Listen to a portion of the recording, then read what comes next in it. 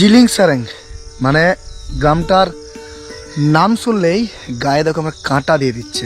ওই যে দেখতে পাচ্ছ কত দূরে একটা ঝিল আছে, আর এখান থেকে ওই রাস্তা হয়ে গ্রামটা যেতে হবে, আর এইটুকু যাওয়ার জন্য আমাকে 15 কিলোমিটার অতিক্রম করতে হবে।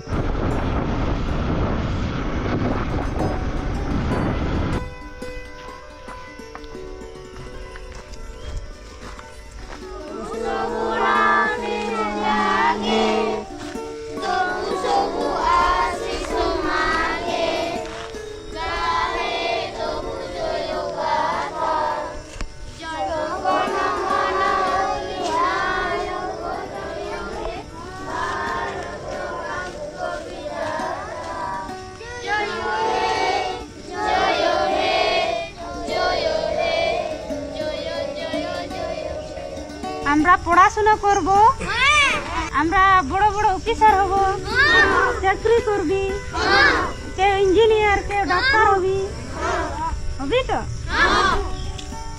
ম্যাডাম ভালো আছেন? হ্যাঁ ভালো আছি। একটা প্রণাম করবো আপনাকে।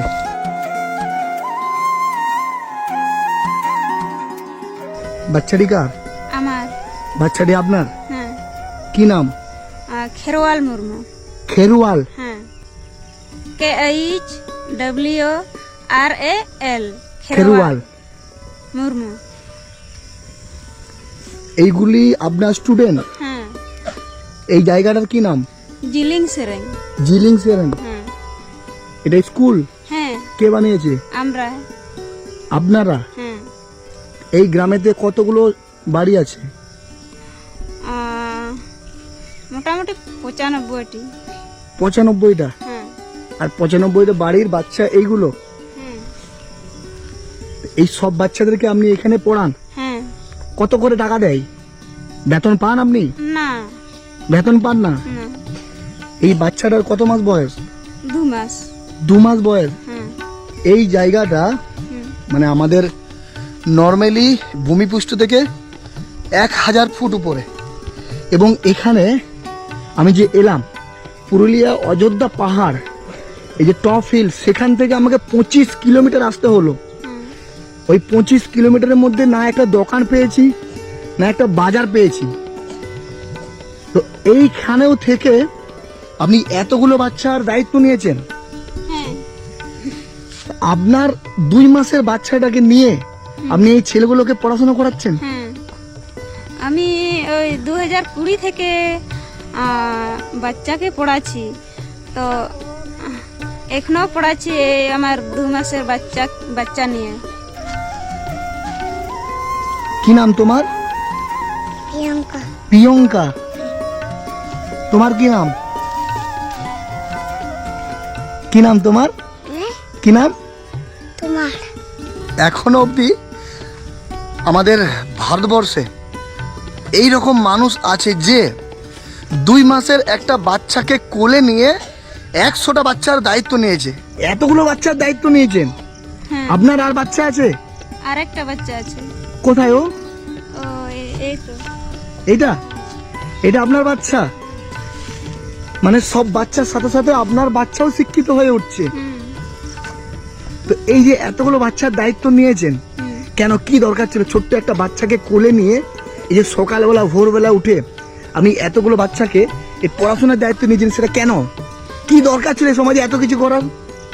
এখানে মানে পড়াশোনা বলতে কিছুই জানতো না বাচ্চারা বা মা বাবারা, তার জন্যে আমি ভেবে চিন্তে আমি বাচ্চাকে পড়াচ্ছি। তোমরা ভালো আছো? বাংলা বুঝতে পারছো?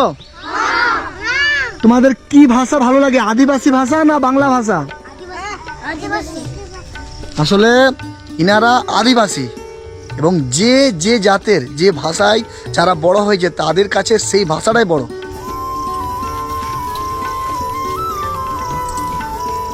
এই মানুষটা একটা টাকাও এই বাচ্চাদের কাছে নেয় না, তারপরেও পুরো গ্রামের বাচ্চাদের জন্য কতটা আত্মত্যাগ করেছে আপনারা ভাবেন।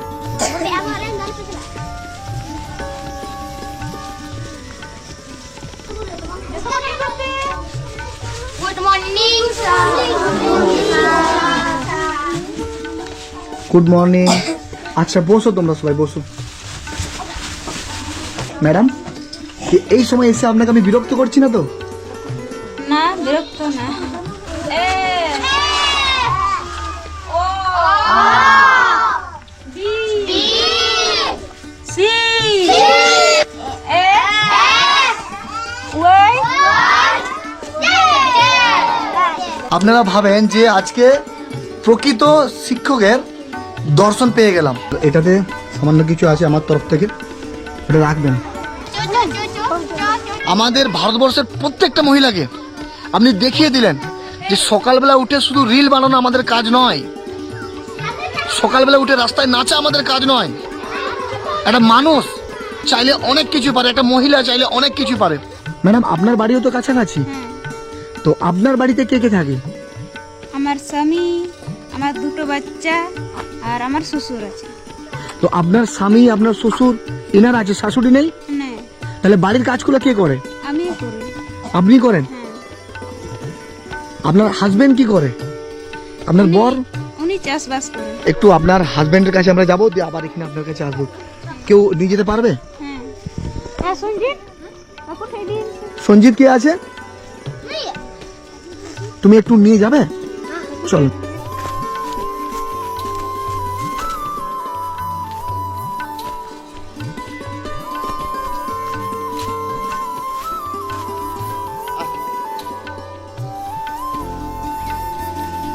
ওই যে ম্যাডাম ওখানে পড়াচ্ছে, হ্যাঁ আপনি কি আপনার ওয়াইফ? হ্যাঁ হ্যাঁ, আমার ভাই। আর এটা কাদের জমিতে হাল দিচ্ছ? এটা আমাদের এই জমিতে। আমাদের তো চাষবাস না করলে নির্ভর করা যায় না। হ্যাঁ, মানে এই মানুষটার জন্যেই হয়তো ও এত বড় কাজটা করতে পারছে। আর এই যে গরু দিয়ে নাঙল দিয়া, তো এখানে ট্রাক্টর নেই, মানে মেশিন দিয়ে নাঙল দেওয়া হয় না? আর কোথায় পাবেন এই ব্যবহার জায়গায়? এখানে না সুযোগ সুবিধা আছে না কি আছে? এখানে ট্রাক্টর কোথায় পাবেন? এই লাঙ্গল দিয়ে আমরা চাষবাস করি। ওয়াইফ এখন কোথায় আছে? বউ? ও স্কুলে আছে এখন, আর আমি এই বাড়িতে কাজ ছেড়ে এই লাঙ্গল চালাচ্ছি। তো ওইখান থেকে ক টাকা পাই? বেতন পাই তো? এখান থেকে বেতন পায় না, বিনা পয়সাতে? বিনা পয়সাতেই করে। কিছু বলেননি আপনি? আমি বলেছিলাম ওই 2020-তে যখন স্টার্ট করলো, তো সে সময় আমি বলেছিলাম পড়াশোনা ছেলেদেরকে পড়াশোনা করে লাভ কী হবে। তখন উনি আর মানলো না। আর আমিও কলেজ পর্যন্ত পড়েছি, তার জন্য পড়াশোনার দিক কিছু বুঝি। আরেকবার জড়িয়ে ধরবো। মানে আমরা ঈশ্বরের দর্শন করার জন্য আমরা বিভিন্ন জায়গায় যাই, কিন্তু আমাদের বাড়ির পাশেই, আমাদের কাছাকাছি দিয়ে অনেক ঈশ্বর লুকিয়ে আছে। ম্যাডাম, ওই যে ড্রেসগুলো, একই কালারের যে ড্রেসগুলো পরে আছে, দেখি বাবা একটু।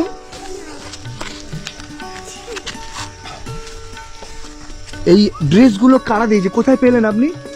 এগুলো ওই কলকাতার লোকেরা দিয়েছে। মানে এখানে কি ঘুরতে এসেছিল? হ্যাঁ ঘুরে দেখার পরে দিয়েছে? হ্যাঁ।